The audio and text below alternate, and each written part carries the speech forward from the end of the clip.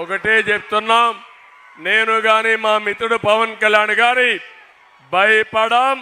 వైఎస్ఆర్ కాంగ్రెస్ పార్టీని భూస్థాపితం చేసే వరకు పోరాడతామని మీ అందరికీ హామీ ఇస్తున్నా.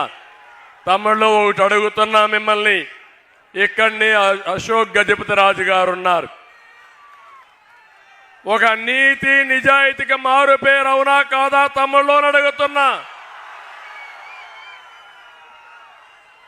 పివిజి రాజు ఆ రోజు ట్రస్ట్ పెట్టి ఆస్తులన్నీ కూడా దేవాలయాలకి ట్రస్ట్లకి ఇస్తే కనీసం మర్యాద లేకుండా అశోక్ గారిని ఏ విధంగా వేధించారా చూసారా లేదా అని మిమ్మల్ని అడుగుతున్నా.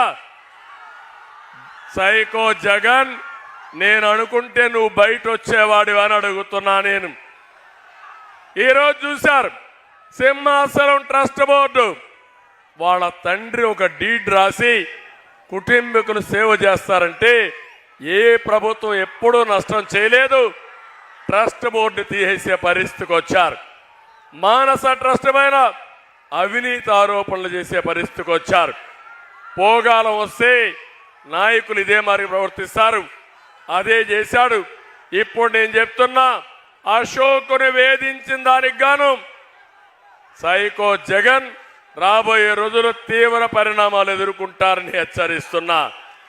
ఇంకో పక్క మిమ్మల్ని ఒకటే అడుగుతున్నా, నేను పవన్ కళ్యాణ్ గారి పైన నా పైన నమ్మకం ఉందా లేదా అని మిమ్మల్ని అడుగుతున్నా. ఉందనుకుంటే చేతులు పైకెత్తండి. మా మీద నమ్మకం, నరేంద్ర మోడీ గారి భరోసా.